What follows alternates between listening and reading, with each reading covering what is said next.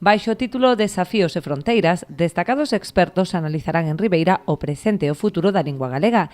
Este curso de verán organizado pola Universidade de Santiago de Compostela desenvolverase entre o 8 e o 10 de xullo no Centro Cultural Lustre Rivas.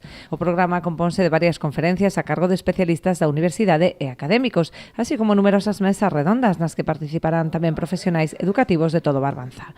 Pois hai un equipo da Universidade de Santiago da Academia do Seminario de Sociolingüística da Academia Galega, da Real Academia, que está traballando xustamente na transmisión da lingua nas familias e no ámbito escolar, na educación infantil. Entón, queríamos que viñasen a falar un pouco desas experiencias e que ocorre, pero traer esa reflexión a Ribeira. Entón, por iso se vai falar dos datos da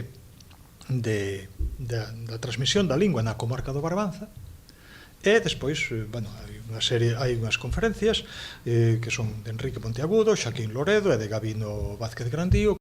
Ademais, a vertente académica na que se analizará tamén a diversidade lingüística de Ribeira a través da poboación inmigrante, o papel das tecnoloxías e a intelixencia artificial na lingua, o programa do curso inclúe actividades de lecer, entre elas unha saída a Sálvora, visitas á Lonxa e ao Museo do Gravado de Artes ou un paseo literario polos camiños do Mar de Ribeira.